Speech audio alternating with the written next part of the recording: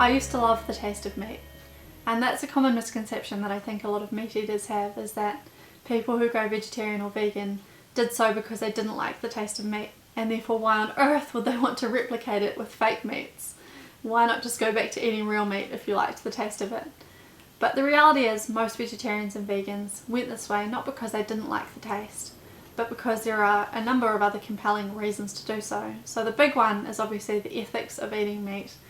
Eating meat means you're taking the life of another animal unnecessarily. All they have is their life, just like us. And there is no ethical way to unnecessarily take something's life against its will. The next big reason is the environmental reason, which is that meat is incredibly unsustainable to produce. And that's taking the environment into consideration, but also the fact that it uses so many resources to produce 1 pound of meat that food, that water, that land could have gone into feeding starving people. Being a vegan or a vegetarian is not just about the ethics of the animals, it's about the ethics of everyone and this planet that we all share. It's about coexisting and making sure everyone has a quality of life. And lastly, another big reason why people make this decision is health benefits. There's an increasing body of research that shows there are a number of health conditions linked to eating animal products. And so obviously plant meat alternatives are a more ethical, sustainable and often healthier option. And they're great for those of us who have been brought up eating meat, whose favourite recipes contain meat, who are normalised to the taste of meat. And it's a great way to transition people who eat meat into a vegetarian or vegan lifestyle, because otherwise it can be really challenging.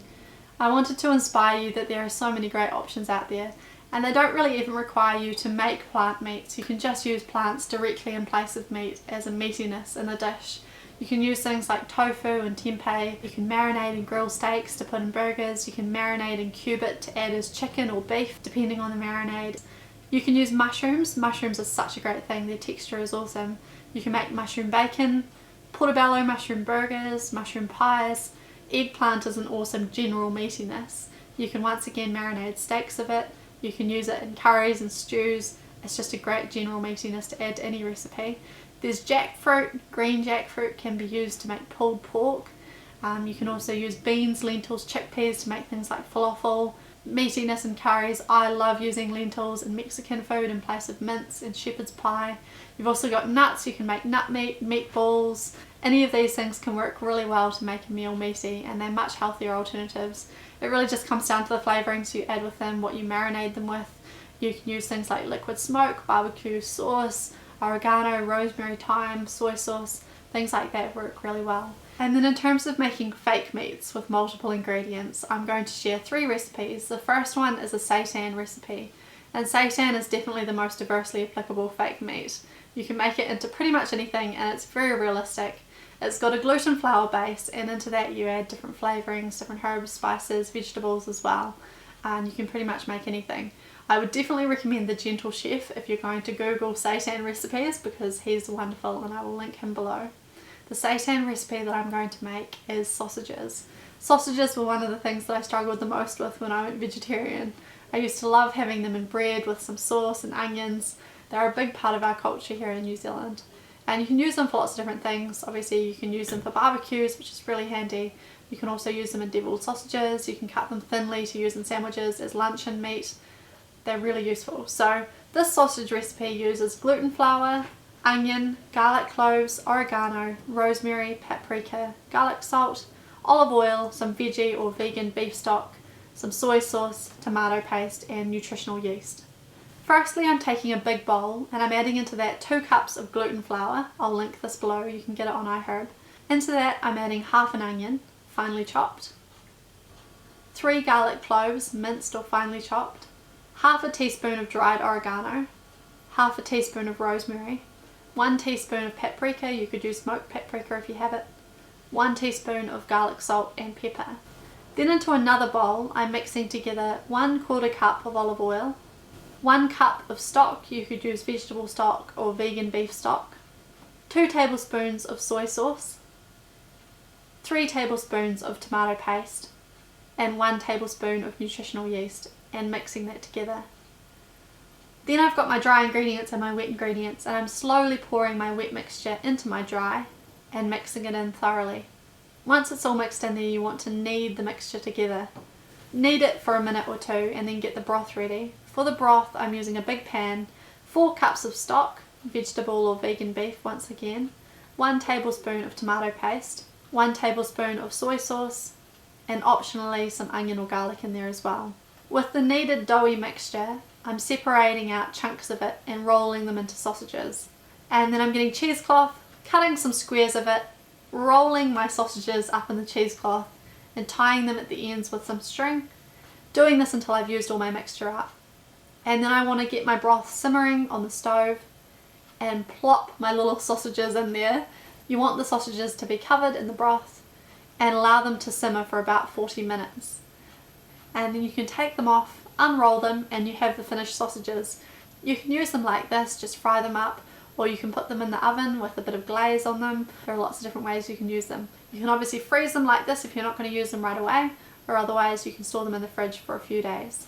The next recipe is a mince recipe, and I love this recipe. You can use it for shepherd's pie, for tacos, burritos, for all sorts of different things, bolognese, lasagna. It's really delicious and really versatile. For this I'm using a base of tofu. So I'm using tofu, olive oil, soy sauce, smoked paprika, chili powder, garlic salt, black pepper, and a little bit of vegan beef stock if you want to as well. So to start with, I'm just taking a bowl. I'm adding into that 2 tablespoons of olive oil, 4 tablespoons of soy sauce, 1 teaspoon of smoked paprika, 1 teaspoon of chili powder, 1 teaspoon of garlic salt, and half a teaspoon of black pepper. You could also sprinkle in 1 teaspoon of beef stock if you wanted to as well, vegan beef stock. I'm just taking a packet of non-GMO firm tofu and I'm pressing the water out. And then I'm crumbling it into a bowl, into small crumbles. And then just mix that all together thoroughly. Next I'm preheating the oven to 180 degrees Celsius. I'm getting an oven tray, putting some baking paper on it and spreading my tofu out. And then I'm putting it in the oven for 20 minutes. Taking it out, moving it about a bit and putting it back in for another 20 minutes. And then once you take it out, it firms up a bit, it has a wonderful chewy texture, it's just delicious. And as I said, you can use it in lots of different things, from tacos to shepherd's pie to lasagna. It stores well in the freezer or in the fridge for a few days. Lastly, I'm making meatballs, and these have a nut base. They can be used with spaghetti and subs, all sorts of things like that. So to make these, I'm using pinto beans or chickpeas, walnuts and cashews, breadcrumbs, mushrooms, onion, sun-dried tomatoes, flax meal, olive oil, garlic, nutritional yeast, paprika, salt and pepper. Into a blender I'm putting 1 can of pinto beans or chickpeas, and then into that I'm adding half a cup of walnuts and cashews that have been blended together into crumbles, half a cup of breadcrumbs, 1 cup of mushrooms and 1 small onion sautéed together. You can blend them up first before sautéing them or just chop them up finely. 1/3 cup of sun-dried tomatoes, chopped. My flax meal egg, which is 2 tablespoons of flax meal mixed with 2 tablespoons of water. 2 tablespoons of olive oil, 2 garlic cloves, 1 tablespoon of nutritional yeast, half a teaspoon of paprika, 1 teaspoon of salt and pepper.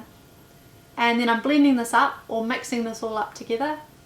And then optionally on the side you can have some breadcrumbs with a small amount of nutritional yeast and garlic salt to roll them in before you fry them or bake them. And then I'm just taking a medium-sized blob of this mixture in my hand, rolling it into a ball, optionally rolling it in the breadcrumbs, and then either frying it or baking it in the oven on 180 degrees for around half an hour. I like to fry them on low heat for around 20 minutes, just turning them around. They brown nicely on the outside, they have a nice crispiness to them as well as a softness in the middle. They're just delicious. And when I make lots of them, I freeze them in an airtight bag. So those are some plant meat recipes that I think are great, and I hope you enjoy them.